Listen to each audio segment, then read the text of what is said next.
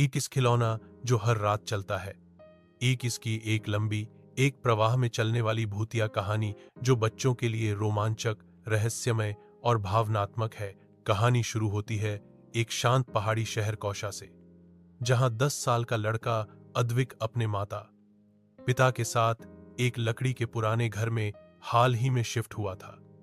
घर बहुत सुंदर था, खिड़की से पहाड़ दिखते थे, बगल में जंगल था और सबसे खास बात, छत पर एक कमरा था जो पुराने मालिक के खिलौनों से भरा हुआ था। जब अद्विक पहली बार छत पर गया, उसने वहां कई पुराने, धूल से ढके खिलौने देखे। लकड़ी की ट्रेनें, रबर के जानवर, टिन के रोबोट और एक बहुत ही खूबसूरत टेडी बियर जो बाकी खिलौनों से अलग दिख रहा था।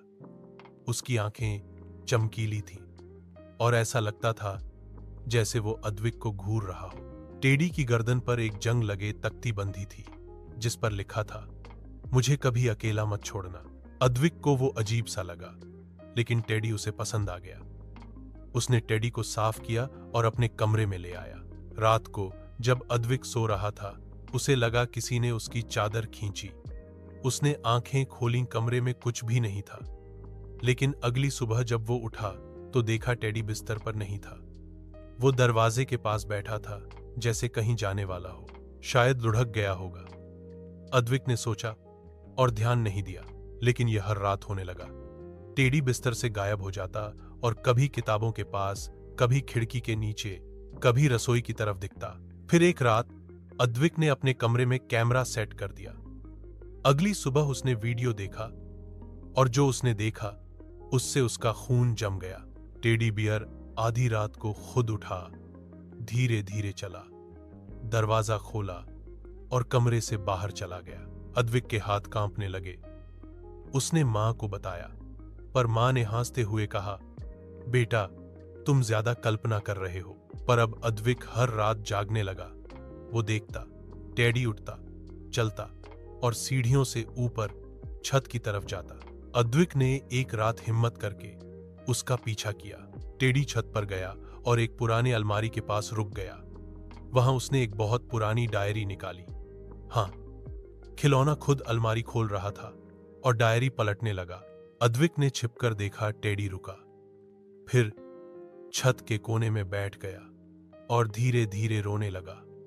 रोते समय उसने धीरे से कहा, मुझे अकेला क्यों छोड़ दिया? मुझे वादा किया था कि मैं हमेशा साथ रहूंगा। अद्विक को लगा जैसे उसकी सांस अटक गई हो। वो तुरंत भागकर नीचे आ गया। अगली सुबह उसने वो डायरी देखी। डायरी एक बच्चे की थी, नाम था वीर। टेडी मेरा सबसे अच्छा दोस्त है। जब मैं अकेला होता हूं, वो मेरे साथ खेलता है, बातें करता है। पर मम्मी कहती हैं कि अब मैं बड़ा हो रहा हूं और टेडी को पुराने खिलौनों के साथ रख दो। पर टेडी मुझसे वादा कर चुका है, मैं कभी अकेला नहीं रहूंगा, और मैंने भी कहा था मैं तुम्हें कभी नहीं छोड़ूंगा। डायरी की आखिरी तारीख थी 17 नवंबर 1982। उसके बाद कोई पन्ना नहीं। अद्विक ने अपनी मां से पूछा, ये वीर कौन था?